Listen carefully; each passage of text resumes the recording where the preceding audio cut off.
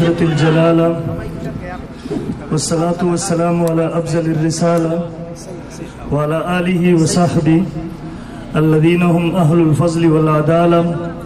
أما بعد فأعوذ بالله من الشيطان الرجيم. بسم الله الرحمن الرحيم. ومن يشاقق الرسول من بعد ما تبين له الهدى ويتبع غير سبيل المؤمنين نوله ما تولى ونصله جهنم وساءت مصيرا.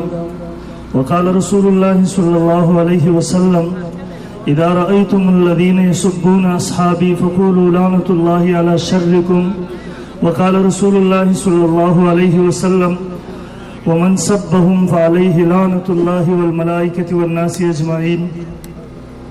انتهائی واجب الاحترام علماء کرام، اکابرین کرام او د مردان د غیرتی خاوري غیرتی مسلمانانو ورونو، یقینا موږ تاسو چې کوم مقصد د پاره نن راجمع شوي یو، هغه مقصد محترمو د اسلام تحفظ دی.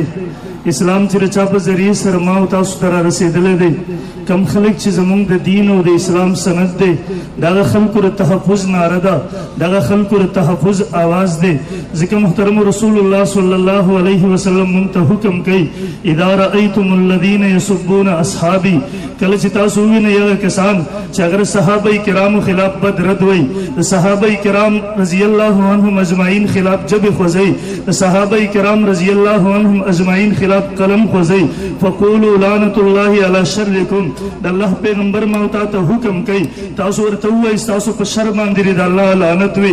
یقینا کرن دغه سړک ته موږ په دغه ګرمۍ کې راوتي یو، د مردان د خاورې دغه غیرتي مسلمانان هغه په دغه نور کې په دغه ګرمۍ کې د هر قسم حالاتو نه بې پروا دغلته ولاړ دي. هغوی د دغه خبرې عزم کوي چې موږ د خپل وینې ورکولو دپاره هم تیار یو، موږ کفن په سر راغستل او دغه میدان ته راوتلو ته هم تیار یو. یقینا محترمو هغه د دنیا دپاره نه ده، هغه بل مقصد دپاره نه ده، هغه صرف د دغه مقصد دپاره ده. د الله پیغمبر موږ ته حکم کوي: فقولوا لعنة الله على شرکم. نن موږ هغه خلکو ته دغه کلمه وایو، کومو خلکو چې د رسول الله صلی الله علیه وسلم دغه صحابه کرامو ته د رسول الله صلی الله علیه وسلم ملګرو ته هغوی ته ډرپوک ویلی دی، هغوی ته بزدله ویلی دی، هغوی ته لوټمار کوونکي ویلی دی.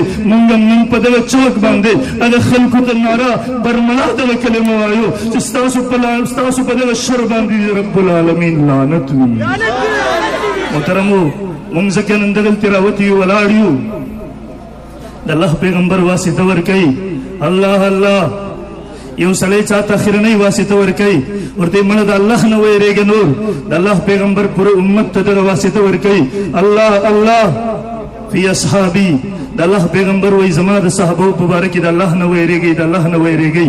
د الله پیغمبر ما او تا ته دومره په تاکید سره فرمایي: ان الله اختارني واختار لي اصحابي. الله زه منتخب کړی یم، زما دپاره صحابه کرام منتخب کړي دي. اوږد حدیث د اخرې کې رسول الله صلی الله علیه وسلم فرمایي: وسيجيء قوم يعيبونهم وينقصونهم. زر ده چې یو ښه قوم به راشي چې هغه به د صحابو عیبونه بیانوي، هغه به د صحابو کمۍ بیانوي، هغه به د صحابو تنقیص کوي. رسول الله صلی الله علیه وسلم واضح الفاظو کې موږ ته هدایات راکوي: فلا تجالسوهم، د دغه خلکو سره ناسته مه کوئ، ولا تناکحوهم، د دغه خلکو سره رشته دارۍ مه کوئ. رسول الله صلی الله علیه وسلم واضح الفاظو کې موږ ته وایي: ولا تصلوا علیهم، کله چې مړ شي په جنازه باندې مه ودرېږئ. ولا تصلوا معهم، په یو صف کې ورته مه ودرېږئ، یو صف کې ورسره مه ودرېږئ. موږ ځکه نن دغه روډ ته راوتلی یو، موږ د خپلو مشرانو دغه راښولی دی. امام شمس الدین ذهبي رحمه الله کتاب الکبائر کې لیکي: فمن طعن فیهم او سبهم فقد خرج من الدین ومرق من ملت المسلمین. چا چې د صحابو په باره کې غلطه ژبه وخوځوله، چا چې د صحابو په باره کې طعن وکړو، بد رد یې وویله، امام شمس الدین ذهبي فرمایي دغه مسلمانانو د جماعت نه جدا دی. امام ابن کثیر رحمه الله فرمایي: یا ویل من هؤلاء ابغضهم او سبهم فعليه، یا ویل من هؤلاء ابغضهم او سبهم او سب بعضهم فأين هؤلاء من الإيمان بالقرآن إذ يسبون من رضي الله عنه. الله رب العالمین ورنه راضي دی. رب العالمین دا وی په باره کې فرمایي: رضي الله عنهم ورضوا عنه. رب فرمایي: اولئک هم المؤمنون حقا. رب فرمایي: اولئک هم الراشدون. رب فرمایي: اولئک علی هدی من ربهم واولئک هم المفلحون. قرآن مجید 450 آیتونو کې د هغوی فضایل ذکر کوي، د هغوی مناقب ذکر کوي، د هغوی شان ذکر کوي، د هغوی عظمت ذکر کوي. او نن د دغه علاقې یو د زما استاد ملک وزیر اعظم راپاسېږي، هغه صحابه کرامو ته ډرپوک وایي، هغه صحابه کرامو په شان کې ګستاخي کوي. دغه تاسو برداشت کولی شئ؟ یقینا موږ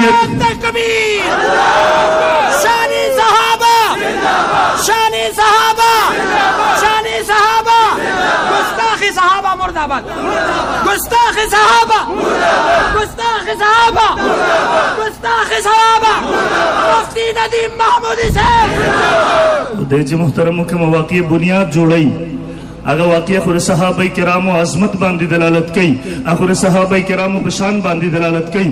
رسول الله صلی الله علیه وسلم د جنگ اعلان نه دی کړی، صحابه کرامو ته جنگ ته د وتو حکم نه دی کړی. هغه یو قافله را روانه وه، هغه قافله چا چې مکې مکرمې کې رسول الله صلی الله علیه وسلم او د هغه ملګري صحابه کرام د مکې مکرمې نه وویستله، په هجرت باندې مجبوره کړله، مدینې منورې ته هغه ولېږله. صحابه کرام مدینه منوره کې رسول الله صلی الله علیه وسلم هلته هم نه پرېښودو، مسلسل میټینګونه کوي. هغوی په مدینې منورې باندې د حملې دپاره کوشش کوي، د هغې دپاره منصوبې جوړوي، پیسې را جمع کړلې، قافلې شام ته ولېږله. ویل دغه قافله چې راشي کومه سودا راشي، په دې کې چې څومره منافع او ګټه راشي، دغه منافع او ګټه به په دغه حملې دپاره دوی مختص کړې وه. دوی ویل دغه ګټه دغه منافع به مونږ په مدینې منورې باندې چې کله مونږ حمله کوو، په رسول الله صحابه کرامو باندې کله حمله کوو، دا پیسه به هغه ځای کې استعمالوو، د دې منافع به هغه ځای کې استعمالوو. الله رب العالمین رسول الله صلی الله علیه وسلم ته د وحي په ذریعې سره اطلاع ورکړله. نبي علیه السلام د ځان سره کسان واغېستله او لاړو دغه قافلې د ختمولو دپاره، دغه قافلې د لوټ کولو دپاره، دغه قافلې هغه په دغه ځای باندې د دې کار د ختمولو دپاره. او محترمو بیا هم چې کله د جنګ صورت اچانک جوړ شو، هغه صحابه کرام رسول الله صلی الله علیه وسلم ته څه وایي؟ ورته وایي موږ د موسی علیه السلام د قوم غونته کې نه یو چې تا ته ووایي اذهب انت وربک فقاتلا انا هاهنا قاعدون، ولکن نقولو د الله پیغمبره موږ درته دا وایو اذهب انت وربک فقاتلا، لاړ شه ته او ستا رب انشاءالله موږ به در سره یو، نحن نقاتل عن یمینک وعن شمالک. الله پیغمبره ښی ګس طرف ته مخې وروسته به موږ د تا نه جنګېږو. او بیا ورته یو صحابي وایي د الله پیغمبره که په سمندر باندې مو راچې موږ سمندر باندې ورتلو ته هم تیار یو. مونږ هم دغه صحابه کرامو سره وفا کوو. صحابه کرام د اسلام د تحفظ دپاره، د الهي کلمت الله دپاره سمندر ورتلو ته تیار یو. مونږ بر صحابو د عظمت دپاره، د هغوی د تحفظ دپاره انشاءالله العزیز مونږ به هر دار قبله وګورو، هغوی په عزت به سودا نه کوو انشاءالله.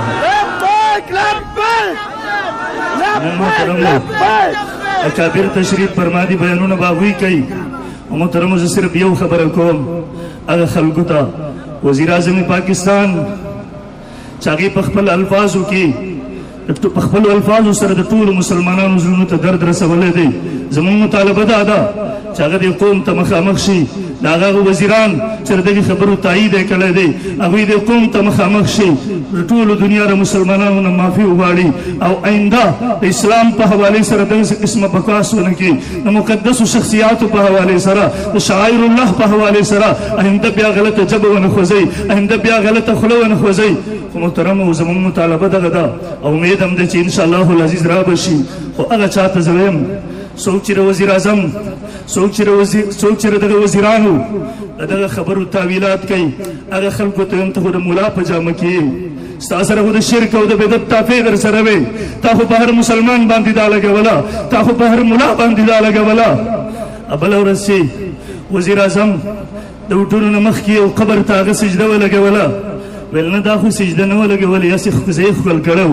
زه د تا نه تپوس کوم فقهاو څه لیکلی دي؟ غیر الله ته په داسې طریقې سره راټیټېدل که هغه سجده نه وي، هغه ښکلول وي، دا جایز دي؟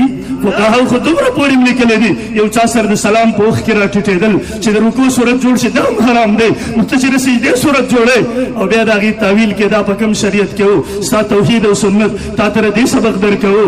ها بله ورځ چې کله وزیر اعظم یو ځل بیا دغه جاهل هغه الفاظ وویله، صحابه کرامو په شان کې بېعزتي وکړله، ګستاخي یې وکړله، یو ځل بیا دا تعویل کوي، د هغه خو دا مقصد نه و. زه دغې ته وایم ته به سبا قوم ته سوې، ته به په کوم مخ دی قوم ته مخامخ کېږې، ته به په کومه خوله سره د توحید او سنت نامه اخلې، ته به په کومه خوله باندې د توحید او سنت ناره لګې.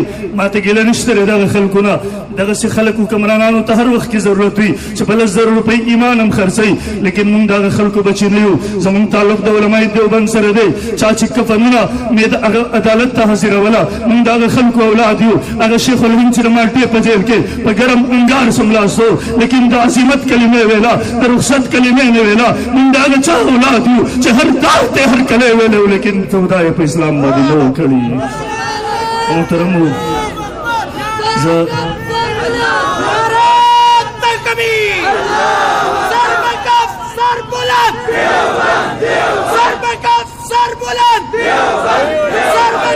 سر بلند شان صحابه مفتی ندیم محمودی سے محترم د رسول الله صلی الله علیه وسلم په حدیث عمل کو.